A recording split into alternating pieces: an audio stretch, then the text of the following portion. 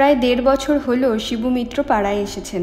ক্লাবের আড্ডায় তার গল্পে সবাই মুগ্ধ, কিন্তু আজ সন্ধ্যায় সবাই চুপচাপ। গলা খাঁকড়ে শিবুবাবু বললেন, কি হলো, সবাই এত নীরব কেন? রতন বলল, অমল তো সারাদিন মনমরা, কি করে হইচই করব? শিবুবাবু অবাক, কি হয়েছে অমলের? অমল মাথা নিচু করে বলল, চাকরি ছাড়তে হবে, আর পারছি না। শিবুবাবু জানতে চাইলেন, 3 মাস হলো ফার্মার কাজ পেয়েছো, এখনই ছাড়ার কথা কেন? কেষ্ট ঠাট্টা করে বলল, ওর বাবুর তো সইছে না, রোদে ঘোরা, টার্গেটের চাপ, গ্রামের ধুলো মাটি। শিবুবাবু হেসে বললেন, অমল, চাকরি ছেড়ো না। ফার্মার কাজে মানুষের উপকার হয়, মানুষের শুভকামনা এবং অনেক আশীর্বাদ পাবে। অমল চুপ। রতন বলল, শিবুবাবু, আপনি কি ফার্মার লাইনে ছিলেন? তিনি বললেন, না, আমি ব্যাংকে ছিলাম, তবে এক বন্ধুর অদ্ভুত অভিজ্ঞতা শুনেছি, শুনবে? সবাই ঘিরে বসলো। শিবুবাবু শুরু করলেন, বছর 15 আগে আমি তখন ব্যাংকের নতুন পোস্টিংয়ে বর্ধমানে।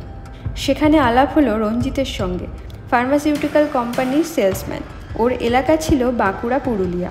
এক শীতে আমরা দুজনে পাঞ্চেত ড্যামে ঘুরতে গেলাম। রঞ্জিতের মুখ ভার, কারণ কোম্পানির টার্গেট ছিল আকাশ ছোঁয়া।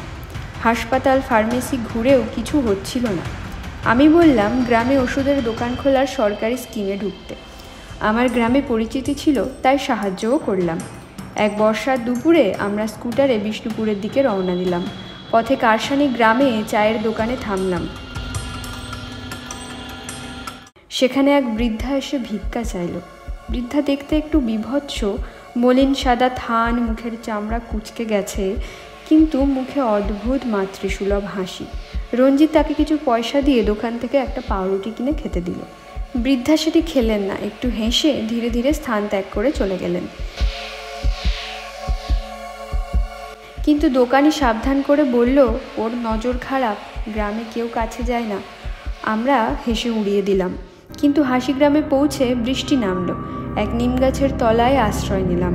গাছের তলায় বসে থাকতে থাকতে কখন যে ঝপ করে সন্ধ্যা নেমে গেল বুঝেই উঠতে পারিনি। হঠাৎ দেখি কোথা থেকে সেখানে এক স্থানীয় লোক গরুর গাড়ি নিয়ে এসে আমাদের সামনে দাঁড়িয়েছেন। তার মুখটা পরিষ্কার দেখা যাচ্ছে না, দেখে মনে হলো একটা মলিন কম্বল ঘাড়ে মাথায় জড়িয়ে দাঁড়িয়ে আছেন। উনি বললেন তার সাথে বাড়িতে যেতে। সন্ধেও হয়ে গেছে, আবার এত বৃষ্টি। আমরা গেলাম ওনার সাথে। ওনার বাড়িতে সুন্দর পরিবেশ, গরম চা, আলু পরোটা। গৃহে কোনো স্ত্রীলোক নেই, উনি একাই এসব আয়োজন হঠাৎ কিভাবে করলেন কে জানে।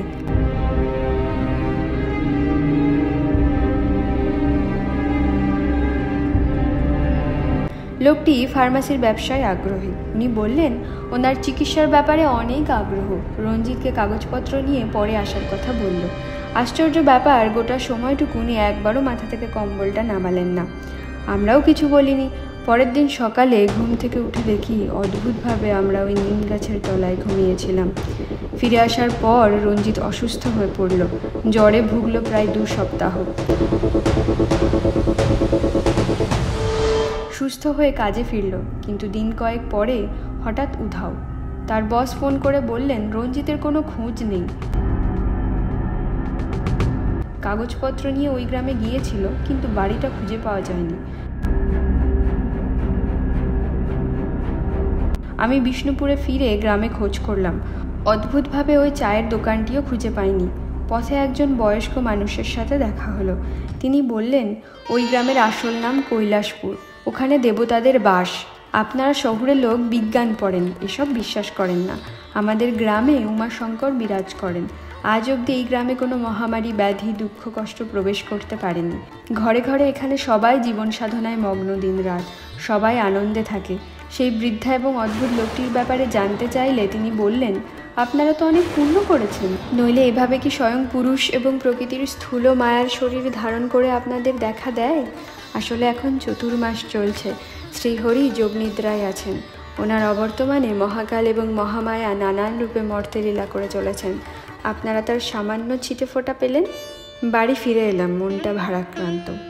রঞ্জিত ফিরল না, তবে শুনলাম সে কলকাতায় চলে গেছে চাকরি ছেড়ে। এখন নাকি নিজেই একটা ওষুধের কোম্পানি খুলেছে। অনেক কম পয়সাতে জেনেরিক মেডিসিনও দেয়। এছাড়াও রক্ত পরীক্ষা এবং নানান চিকিৎসা সংক্রান্ত ব্যবস্থা চালু করেছে।